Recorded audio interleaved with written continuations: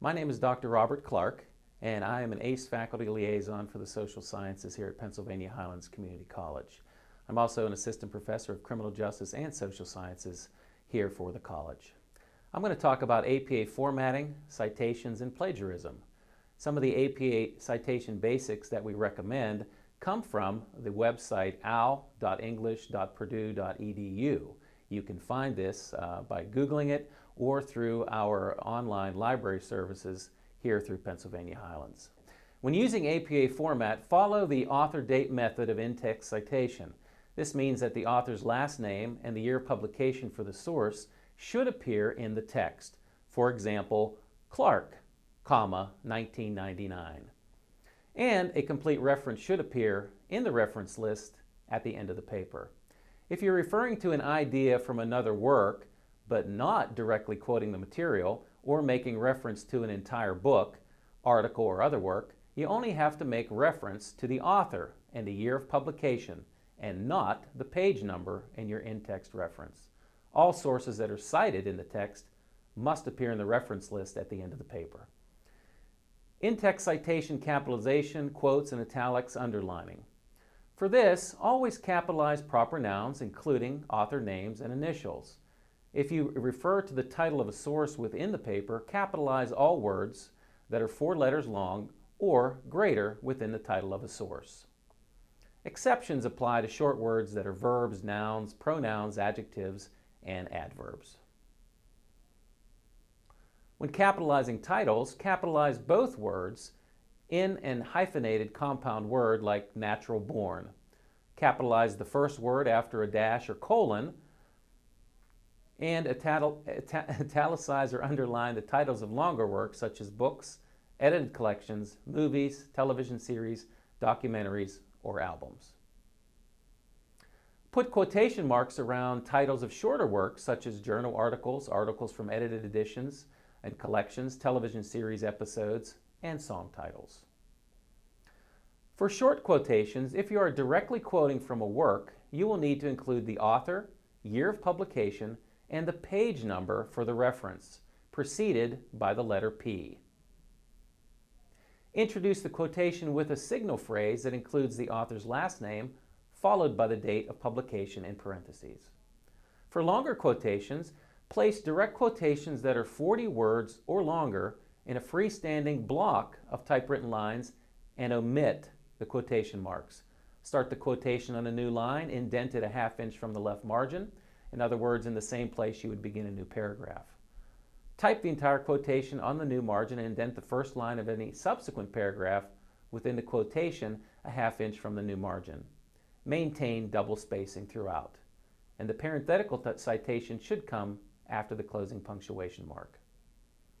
Summary or paraphrasing. If you're paraphrasing an idea from another work, you only have to make reference to the author and the year of publication in your in-text reference. But APA guidelines encourage you to also provide the page number, although it is not required.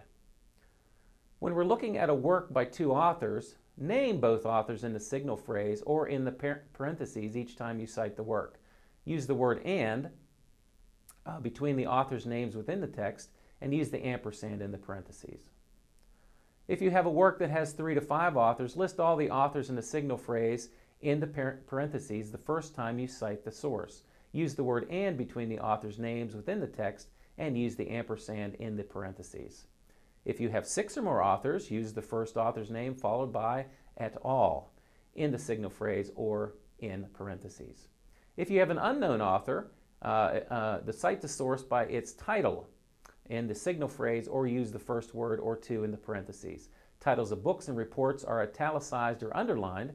Titles of articles, chapters, and web pages are in quotation marks.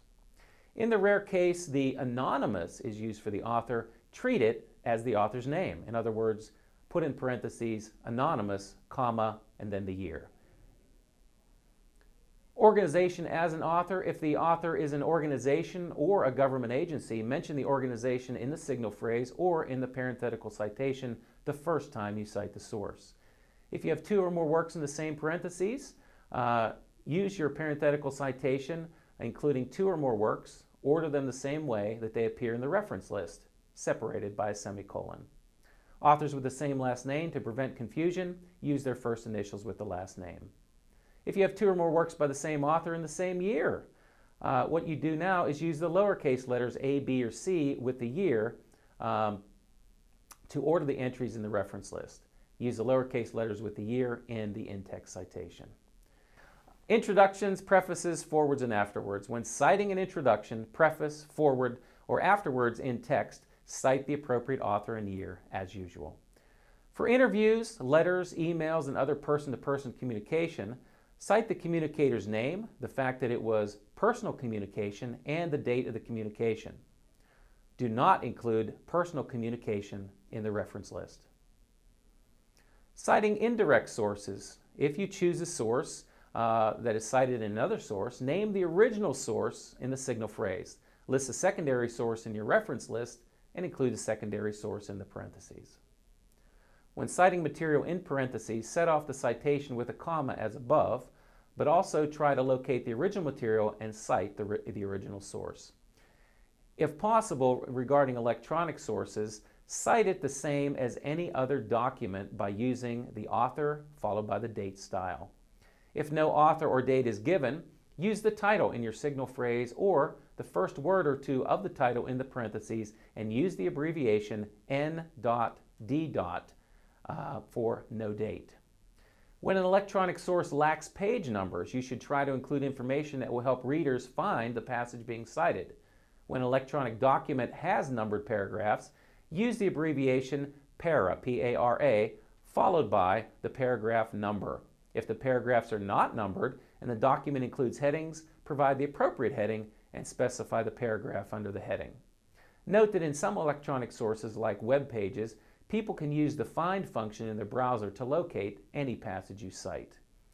Never use the page numbers of web pages you print out. Different computers print web pages with different pagination. APA style dictates that authors are named last name followed by initials.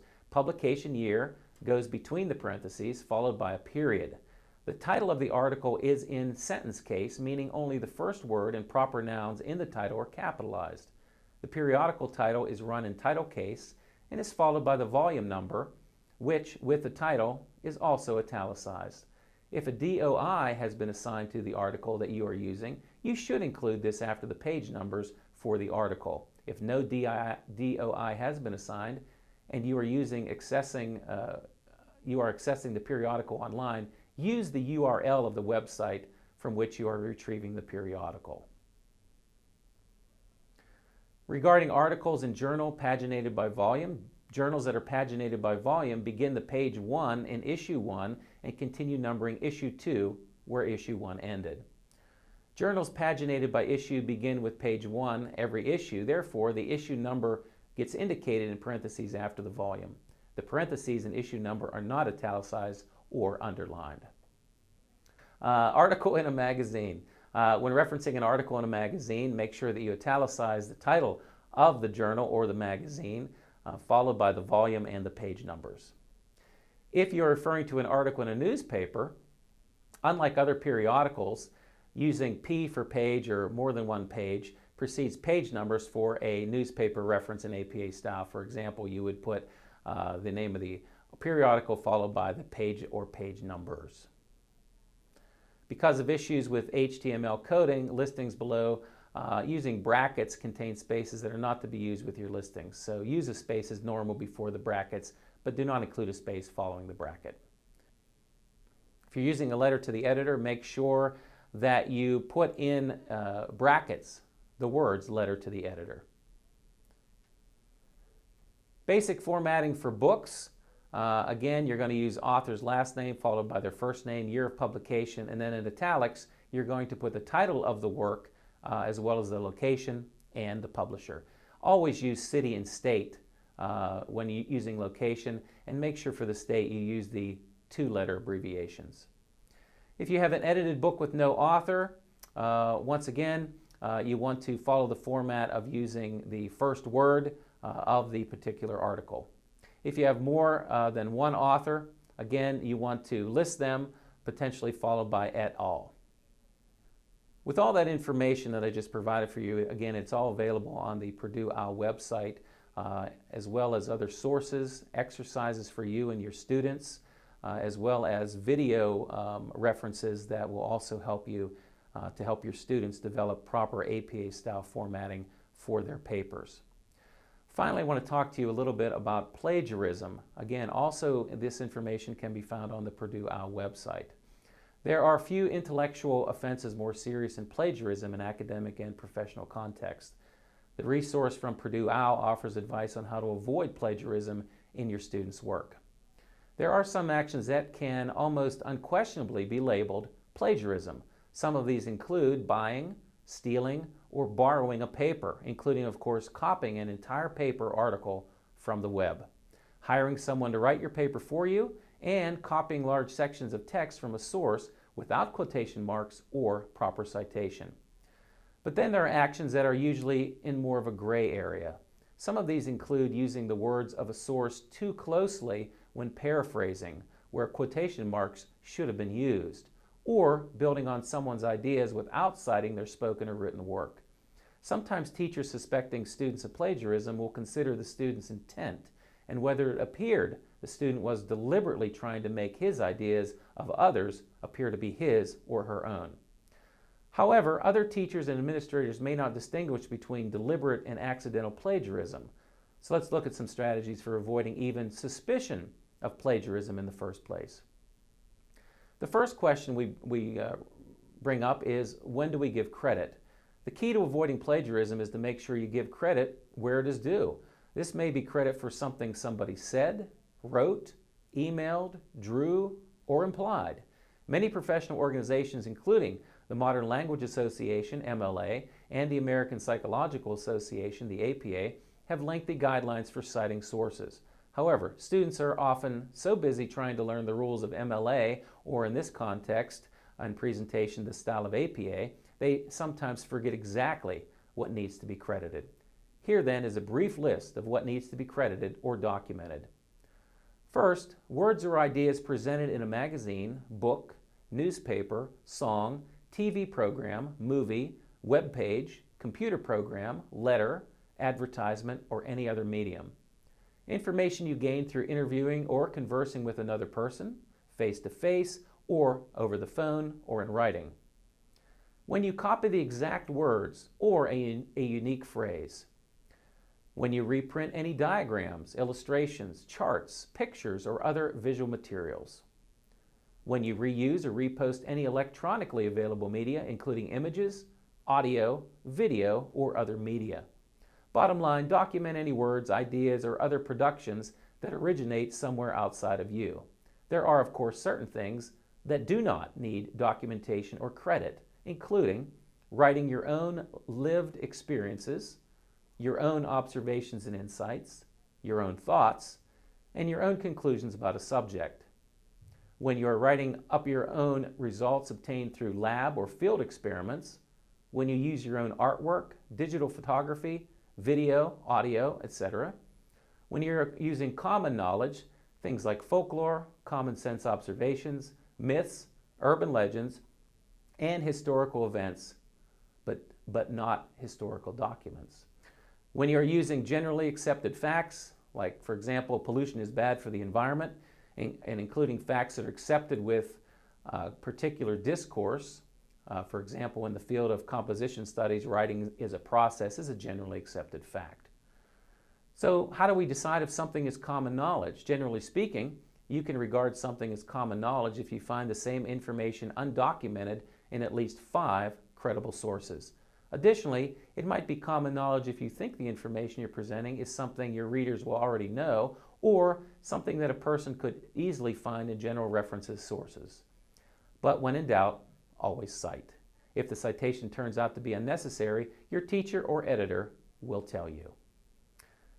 As a prime example, the information I provided for you comes again straight from the Purdue OWL website and is available for the general audience of information for educators as well as students, so that they can also read and comprehend the same material that I've presented for you today. Good luck in your papers, and please, please always cite. Thank you.